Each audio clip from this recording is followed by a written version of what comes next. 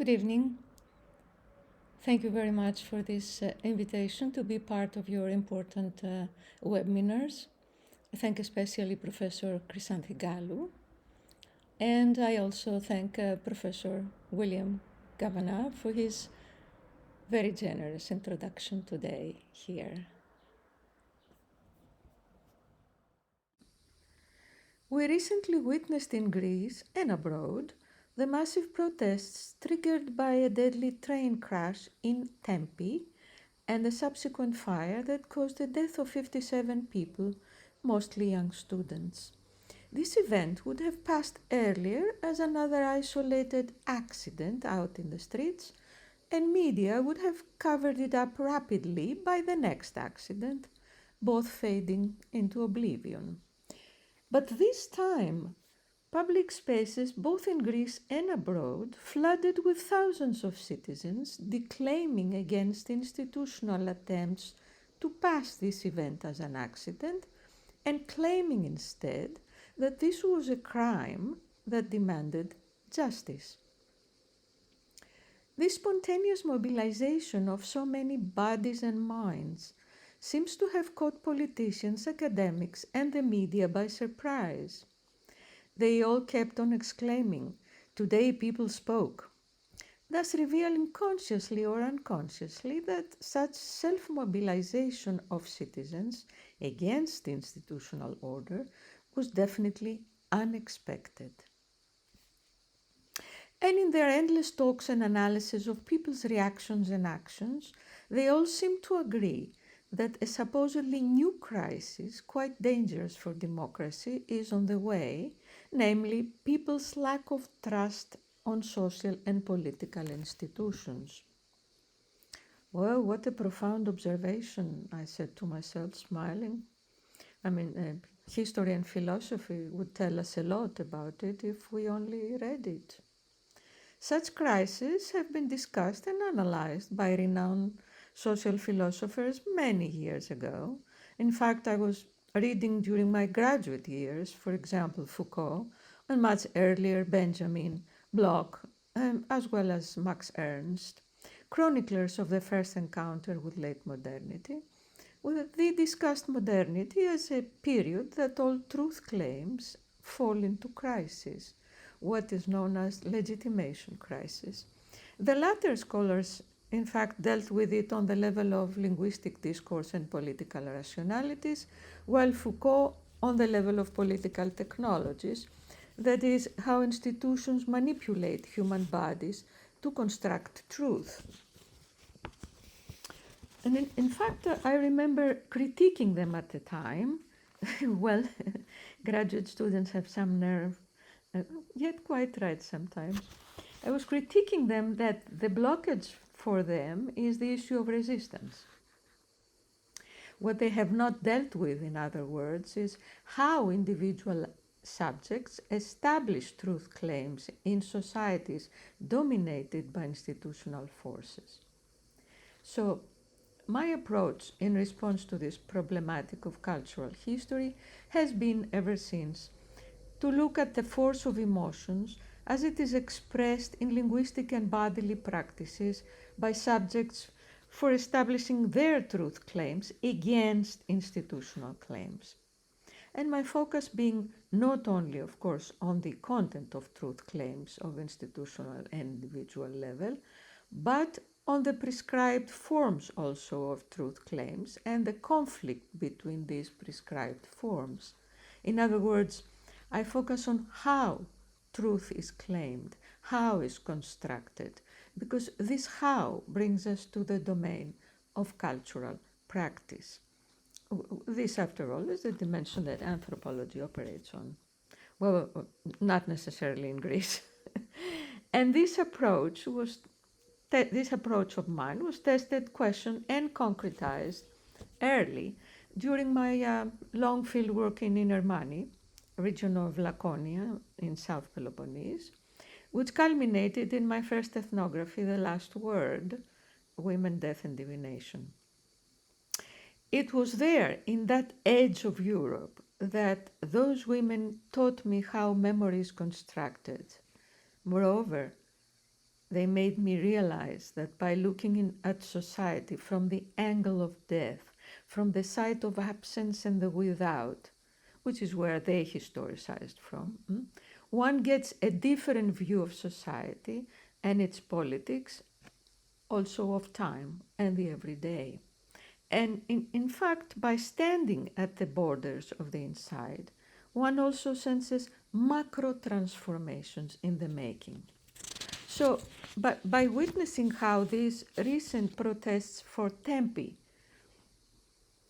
now, and following the coverage of this event by the media and their invited academics and politicians, all agreeing that the self-mobilization of people was rather a surprise, I could not but ponder, was this event indeed as unexpected as it was perceived to be? And by extension, how, by what means, that is, these self-mobilized people claimed their own truth. Now, as for the first question, were there really no visible signs that anticipated this public intervention practice in everyday life? And if there were, what renders them non-visible? What would the explanation be for this inattention of the everyday? This begs the question, of course, how is the everyday perceived and what is the relation of our present to the past? Is this inattention perhaps due, as the situationists would say, to the blindness, unconsciously or consciously chosen by people in their effort to escape or adopt a stance of indifference to the controlling grasp of the city? Or perhaps this inattention lies also in the deep-seated conception that the everyday, the quotidian, is but an ongoing flow of ahistorical time, interrupted here and there by sensational events like a war, a physical disaster, an assassination, a massive protest, etc. To what extent this perception renders the everyday detail meaningless, of no political significance, and thus non-visible? Or there is still another reason. You see, Greece, like most neo-colonial peripheries, is characterized by an acute formalism. The formalists' predilection for the macro bypasses the micro, the idiosyncratic and the particular, the apparently insignificant, yet recurring detail. This allows everyday life to be mythicized as the atopic and as a repository of passivity. Is it? I believe instead that it is the everyday micro practices that can leak through the crevices and cracks of cultures and memories into the public sphere by evading political control. These acts are not necessarily apolitical, for as the past has shown, values of the inside can be expanded to public social critique, something that now the Tempi protests justify. So the question remains, were there any micrological events in everyday life that anticipated future events, such as the recent massive mobilization of citizens in public spaces for Tempi? Were there any signs that spoke for people's more important concerns than the customary street political protest for justice and legal or economic compensation? Signs that also reveal how people claimed their own truth. I followed the last few weeks these massive self-mobilizations of citizens who flooded urban streets and which, to everyone's surprise, exceeded political party, academic and media affiliations, all quite entangled in Greece usually. They were covered by endless reportages, pictures, panoramic documentations of the protest by drones, but somewhere in the middle of all these, the unconscious eye of a couple of cameras caught fleetingly, if not accidentally, women and men grieving in the actual space that death had occurred.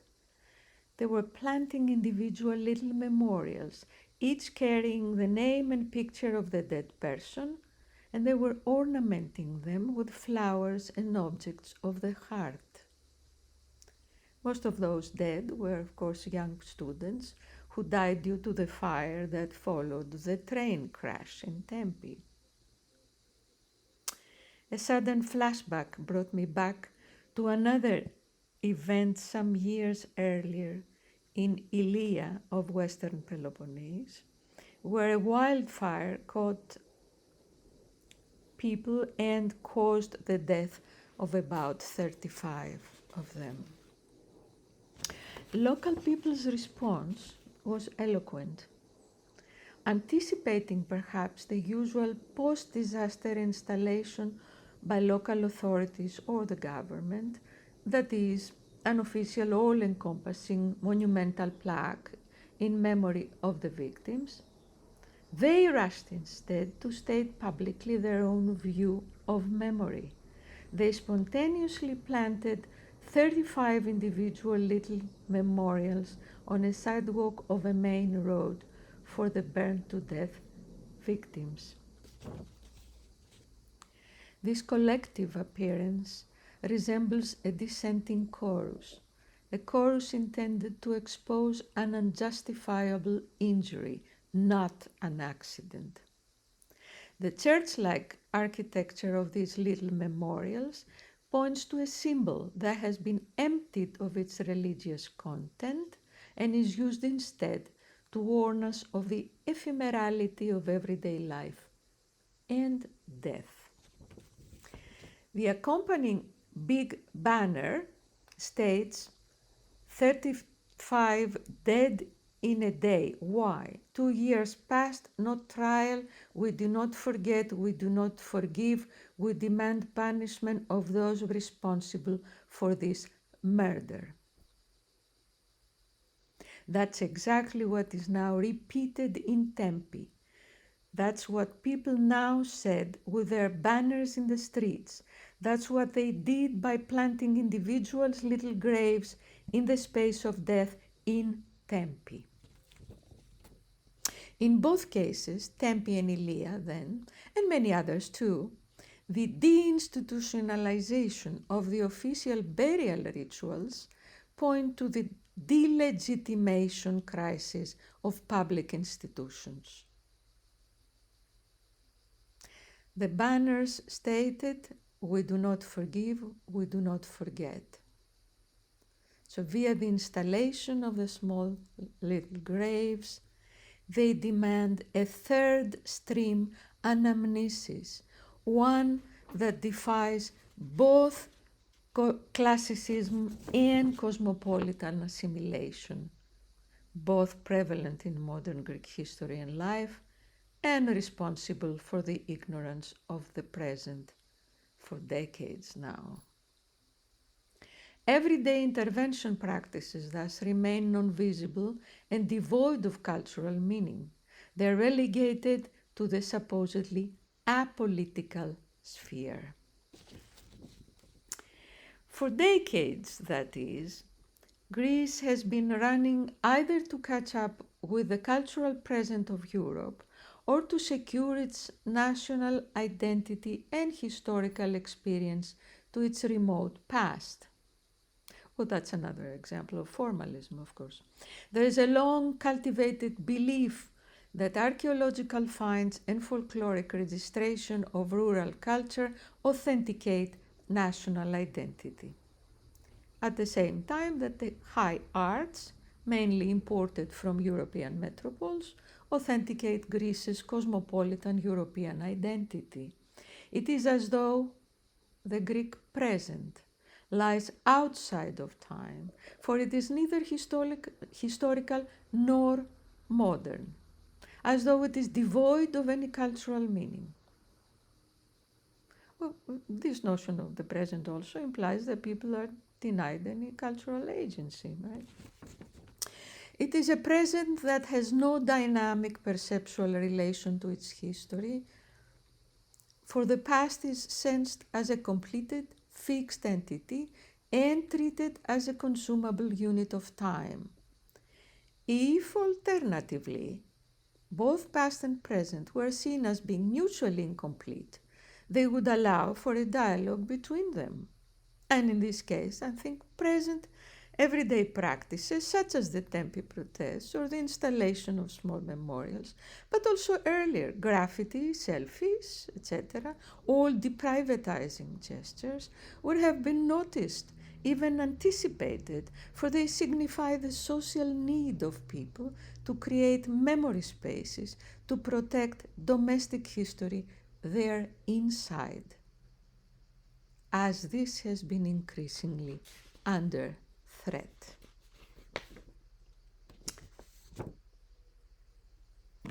Hundreds of little street memorials had flooded the Greek landscape, urban and rural, much earlier, starting from 2000 on, though they do have a much longer history. These little graves have been installed after every car and motorcycle accident on the spot that death occurred, that is, on sidewalks, on street turns and corners, next to schools, even attached on stone or concrete fences of private houses, and also next to official statuary and monuments in urban and rural places alike. These objects outmigrate from the cemeteries, the cities of the dead, to the cities of the living, and defy all church and state interventions and spatial surveillance. I was wondering, is this once privatized outside, now leaking back into the inside? Or is this the leakage of everyday life into a thanatopology informed partly by the violence and terror of the European austerity regime?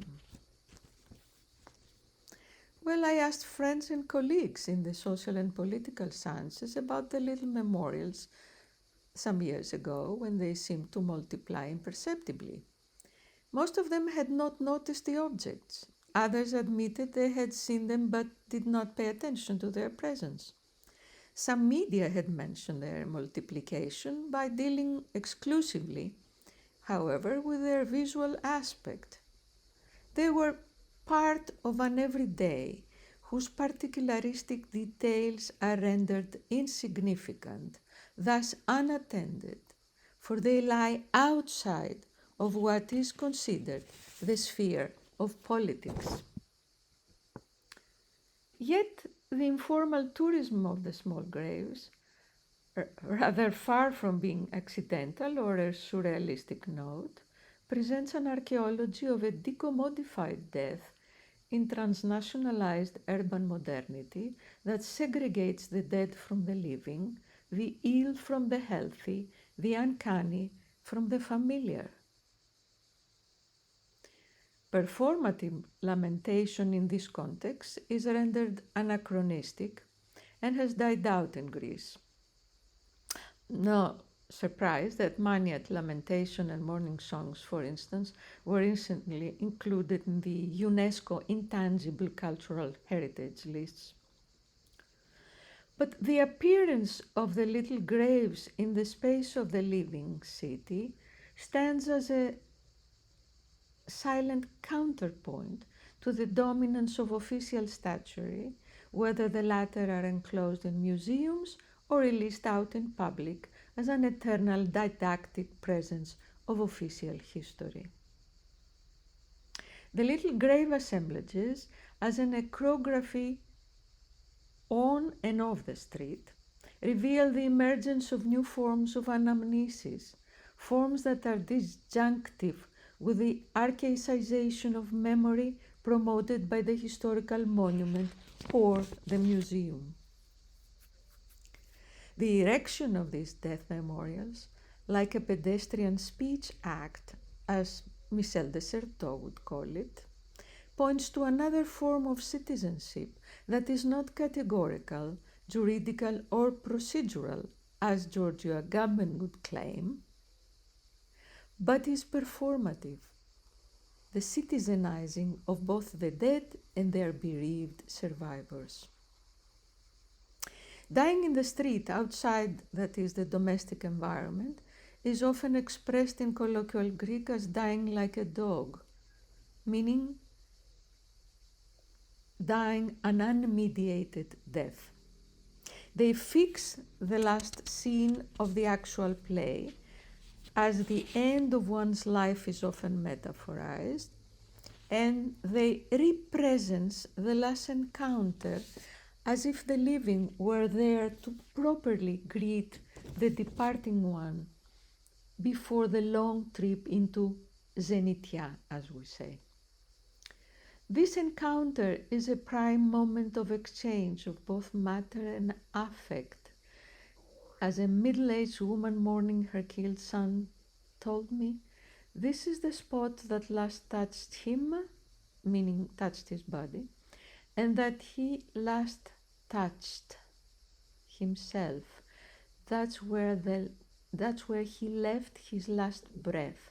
When I pass from here, I think I see him. That place, therefore, harboring both presence and absence, becomes an affective topos that allows pain and desire, ponos and pothos, to be gestured, performed, and witnessed. For what people are missing and the state cannot provide is a collective space from which the nation can remember together.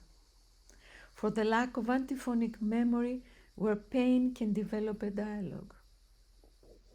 This is exactly the justice at home that the Tempi protesters also demand now, along with the punishment of those responsible for the crime. And they want the walking crowd passing by the little memorials to be like the moving body of a tragedy's chorus in a mourning ritual. In ancient Greece, the chorus witnesses the lament of the Korypheus, that is the chief mourner, just like in modern Greece, much later, in Inner Money, for instance, of South Peloponnese, the chorus of women in the death rituals authenticates the bereavement of the Koryphea, as they call it, as both valid and true. The Korypheus or Koryphea in the Tempi case is Mrs. Charistianou, the mother of one of the victims in Tempi, who leads the way, along with the mothers and relatives of the other dead, to more protests and related events of memory to this day. These little graves planted all over Greece are regularly tended and ornamented by the deceased relatives. The candle is kept lit and most are surrounded by flower bouquets because caretaking and ornamentation of the grave with material objects and language are the gift of giving time to the dead, for the dead are outside of time. Memorialization, thus, means bringing back the individual dead into time, into events with stories about the dead, standing in attendance by the grave, and curation. Memory is intertwined with vision, recognition, and identity. Loss of vision is equated with death. Rather than a mere pedestrian street act, I would say, these little memorials are a thanatopolitical street act. Looking at life through the optic of death can offer new insights on life itself through the biopolitics and counter-publics of the dead, and they remind us that the allegorical and transpersonal form and expression of pain exists still side by side today with and challenges the realist's view, which finds such expressions of affect offensive to secular civilization and its aesthetics.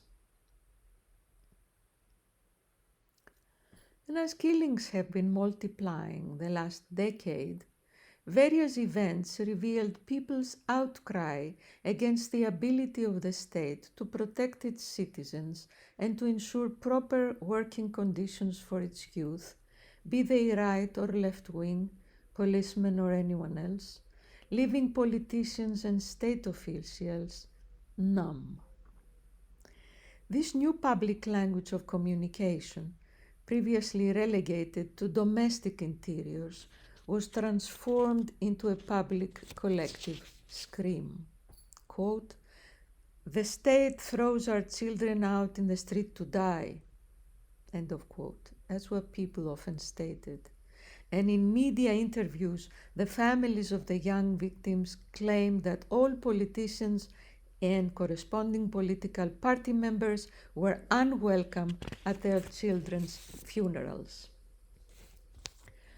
The mothers of the victims, each one being the corypheus in her drama, and all of them coupled with others whose children were killed or raped by criminals, were pleading in the most dramatic and dignified tones for stopping violence in the country.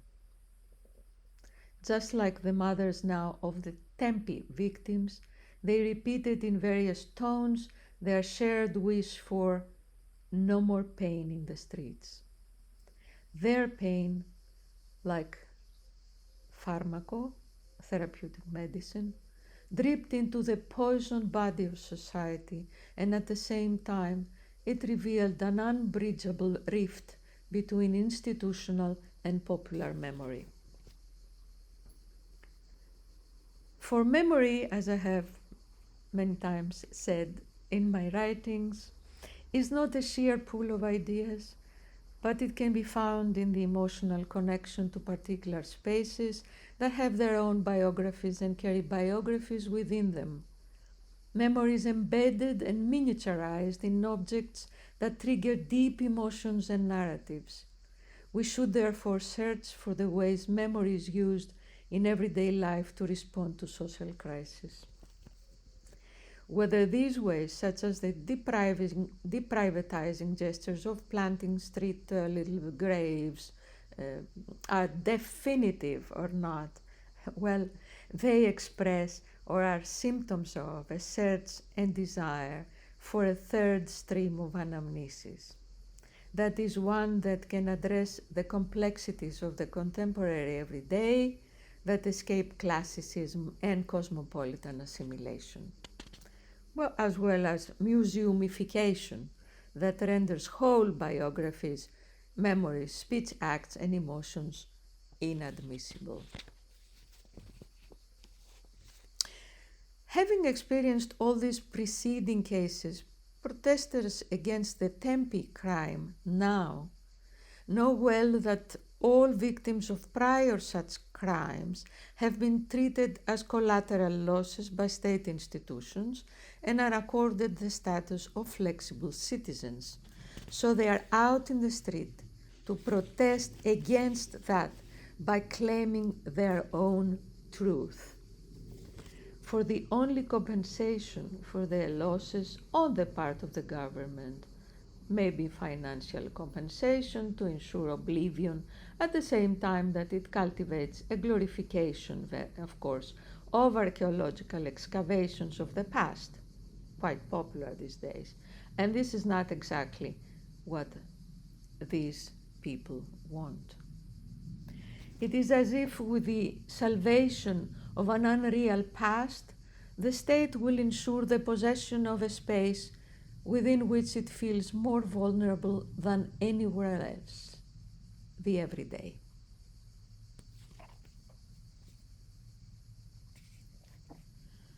Here I think historically actual models could be inspiring, if not offering solutions to the present.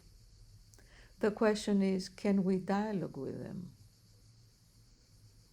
My theoretical and methodological stance, for example, on death and the construction of memory, as I stated at the beginning, developed out of my ethnographic encounters in various locales and times, but mainly during my long fieldwork on death rituals in Inner Mani in Laconia. Maniat women entered social interiors from an outside, and although their logos originated from the outside, it was one that opened borders rather than confirmed them in their rigidity. It is for this reason that they historicized from the position of death, which is historicizing at the limits of the inside, from a side of absence and the without. They used marginalized and heterotopic memory of shared substance and reciprocity to challenge the public order of space itself. Like Antigone in ancient tragedy, they had to decide between two conflicting laws, the one required by the state and patriarchy, and the other required by shared substance and emotional reciprocity. Antigone's law, too, was based on memory. It transcended death and forgetfulness brought by absence and stood against the law of the powerful King Creon when he and the police barred her brother's body from burial and implicitly from the city. In Mani, subjectivity and emotions were constructed through ritual performance. In women's morning rituals, a large part of it was linguistic, for emotions and language were inseparable. And it is through their morning poetry in those rituals, which is also the oral history of the area, that turned every individual death into a public event. Unlike the Western conception of emotions and subjectivity as separate from law, which is supposedly the objective language, their pain had a jural character. It had to be witnessed and validated by an audience, the chorus, in order to be true. Subjective pain thus attained objective social character, a juridical value, by the chorus, and it was returned to the individual singer as such. And this occurred in ritual that demanded a separate public space where women represented the dead.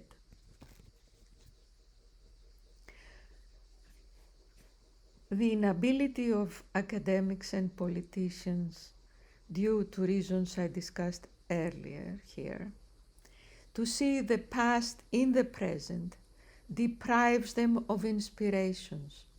Similarly, the implicit assumption that society moves from rural to urban precludes the understanding of both in their historical depth. They are treated as a transposition of one on the other.